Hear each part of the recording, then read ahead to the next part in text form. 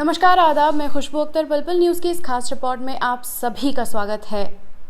भारत के हालात जिस तरह से हैं वो पूरी की पूरी तस्वीर हम हर दिन आपके सामने रखते रहते हैं, लेकिन ऑक्सीजन की कमी के चलते दूसरी जो सुनामी आई है कोविड की, उसके तो क्या ही कहने हैं। लाशों के ढेर वेट कर रहे हैं ताकि उन्हें अंतिम संस्कार मिल सके, लेकिन अब ये हालात हो चुके हैं कि फुटपाथ पर या कहीं बाहर सड़क पर उन्हें जलाया जा रहा है, क्योंकि शमशान घाटों में अब जगह नहीं है। लेकिन उसके बावजूद ऑक्सीजन की कमी पर सरकार लीपापोती करने की कोशिश तो कर रही है, लेकिन उससे कैसे निजात पाएगी उसके बारे में कोई स्ट्रैटेजी दिखाई नहीं दे रही है। चुनाव की रैलियों की बात करें तो चुनाव रैलियों में जिस तरह से बंगाल की तस्वीर हमारे सामने आई वो भी हैरान करने वाली है कि हर पांचवा बंदा बंगाल में पॉजिटिव है, लेकिन अभी तक केंद्र सरकार ने कोई अहम स्टेप नहीं लिया है। लेकिन इसी के बीच जब पूरी दुनिया को पता चला कि भारत ऑक्सीजन की कमी से जूझ रहा है तो तमाम देश मदद के लिए बाहर आए हैं।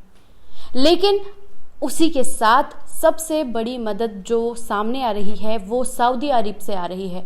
सऊदी अरब से क्या मदद आ रही है वो उसी पर बात करने के लिए हमारे साथ मौजूद हैं नदीम। लगातार पिछले साल की तस्वीर अगर हम देखते हैं तो कोरोना अगर कोई था तो मुसलमान था, मुस्लिम थे। धर्म पूछ के उनकी दुकानों को तोड़ दिया गया या उनके साथ जो सलूक हुआ वो तस्वीर आपके सामने थी। कोरोना की दूसरी जो लहर है वो इतनी भयावह है कि इस लहर में जो सामने आए हैं वो देश, वो तमाम वो मुस्लिम देश हैं जिनके बारे में अब बात होने लगी है। थैंक यू सऊदी अरब कहा जाने लगा है। मैं आपसे जानना चाहूँगी कि क्या है पूरा मामला। खुशबू, जैसे कि मैं आपको बता दूं कि जो सऊदी अरब ने मदद भेजी है, इससे पहले एक बात कहना चाहता हूं, और ये मदद उन लोगों के मुंह पर एक करारा तमाचा है जो लोग नबी के लिए, हजरत मोहम्मद सल्लल्लाहु अलैहि वसल्लम के लिए गंदे गंदे शब्दों का इस्तेमाल कर रहे थे, गाली दे रहे थे। आज ये उन सब के मुंह पर तमाचा है, क्योंकि नबी के शहर से ऑक्सीजन कि जो राहत की सांस देने का काम सऊदी अरब ने किया है ये वहां से आया है। और एक कहावत भी कही जाती है कि हर मर्ज की दवा है मोहम्मद के शहर में, तो उन्हीं मोहम्मद के शहर से ये मदद की जो पेशकश सऊदी अरब ने दी है वो यकीनन काबिले तारीफ भी है।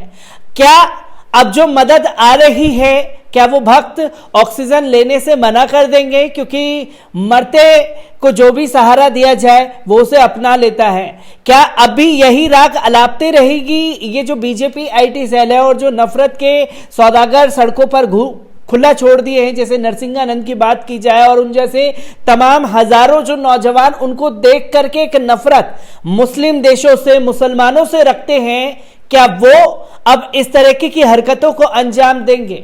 और मैं यहां ये बताना चाहता हूं कि सिर्फ सऊदी अरब से मदद नहीं आई है, यूएई से भी मदद आई है, और साथ ही साथ अगर बात की जाए बहरीन से भी मदद की पेशकश आ रही है। और अगर देखा जाए तो जिनको लेकर के हम अपनी टीआरपी बटोरते हैं, जिनको हम गंदी गंदी गालियां दे रहे थे, जिनके लिए हम ये स्लग चला रहे थे, गोदी मीडिया के दलाल, दंगाई, चाटुकार पत्रकार ये चीजें दिखा रहे थे कि कोरोना की मौत मरेगा पाकिस्तान।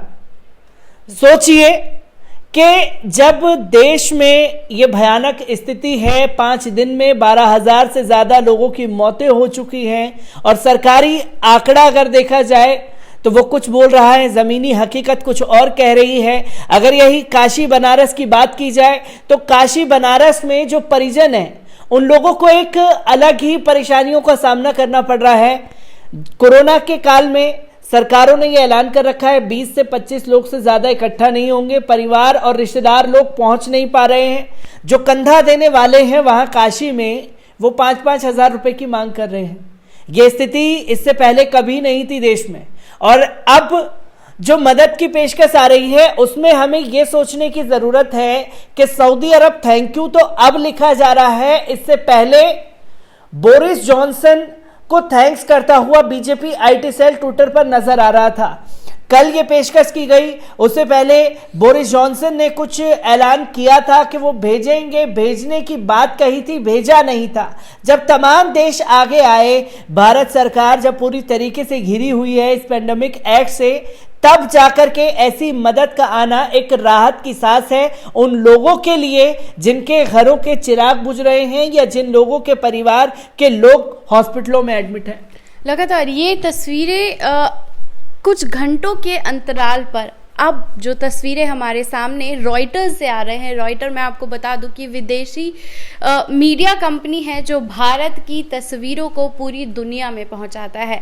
रॉयटर्स के जरिए एक तस्वीर सामने आ रही है कि कई परिवारों के एक घंटे या कई अंतराल पर पूरे परिवार की कोरोना से मौत हो रही है।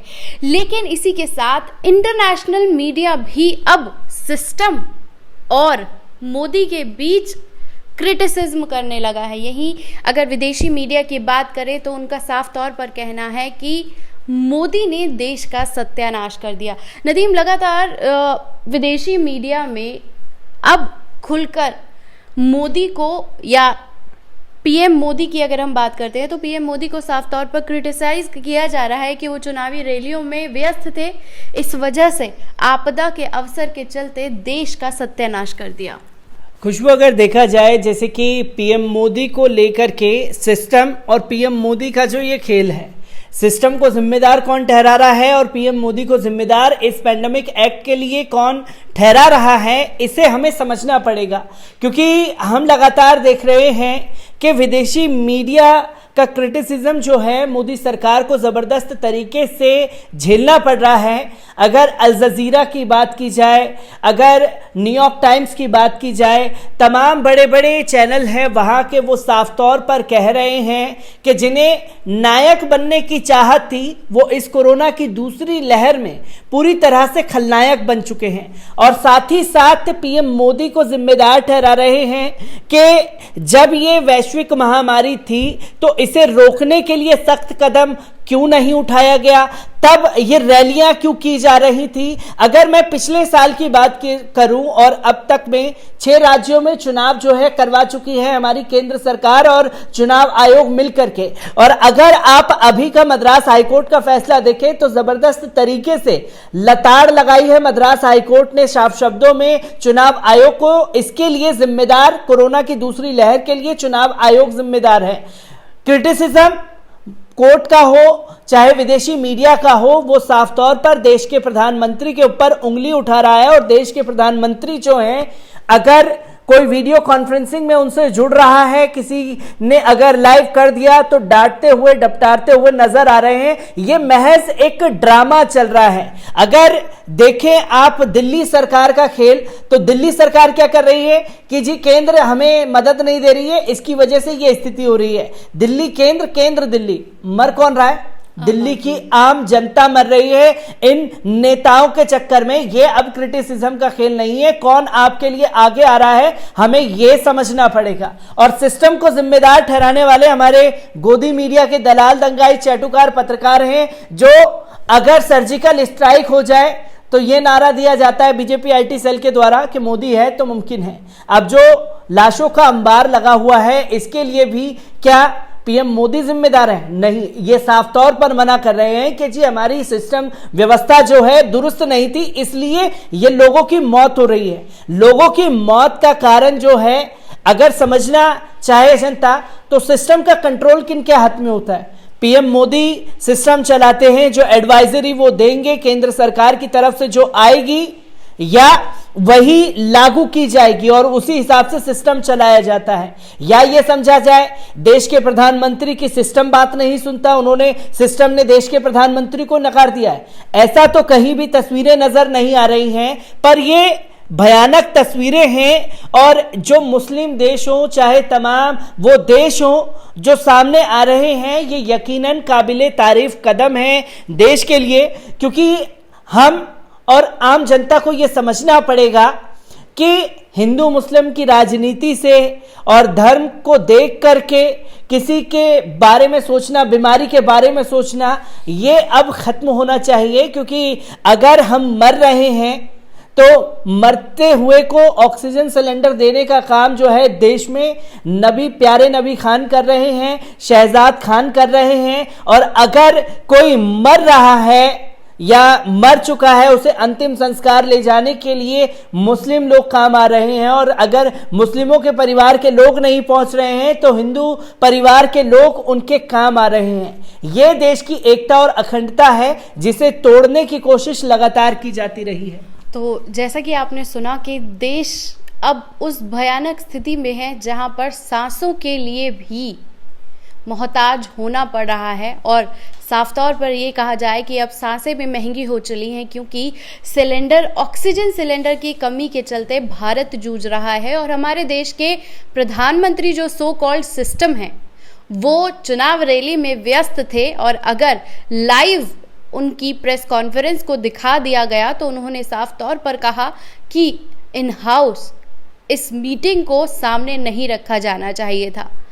केजरीवाल ने सही किया या गलत किया वो इतर है, लेकिन क्यों उन व्यवस्थाओं को सामने नहीं रखा जाएगा जिसकी वजह से अब तक अगर 2020 के आंकड़े की हम बात करते हैं तो उस आंकड़े में 1 लाख लोग कोरोना से पेपर पे मरे हैं और 1 करोड़ लोग जिन्हें कोरोना नहीं था, इलाज ना मिलने की वजह से मर चुके हैं 2020 के आंकड़े में। और अभी 2021 में हम सिर्फ और सिर्फ मई में पहुंचने वाले हैं, और उस मई में पहुंचने की स्थिति ये है कि जिन्हें इलाज नहीं मिल रहा वो करोड़ों से संख्या कितनी बढ़ेगी। और इस वक्त कोरोना के पेशेंट्स की बात करें तो हम लोग 3.5 लाख से ज़्यादा पर डे शामिल हो रहे हैं लोग कोरोना पॉजिटिव के एक्टिव केसेस में। तो ये है स्थिति भारत की। और उस भारत की स्थिति में जब दूसरे देश भारत को मदद करने के लिए सामने आ रहे हैं तो उस वक्त दिल से बस यही निकलता है कि शुक्रिया सऊदी अरबिया और तमाम देश जो इस वक्त भारत की स्थिति में हमारे साथ खड़े हैं। क्योंकि हमारा सिस्टम तो चुनाव लड़ने और उसकी रणनीतियां बनाने में ही व्यस्त रहता है, लेकिन सांसों के लिए अगर आप लोग सामने आए हैं तो उसके लिए दिल से शुक्रिया।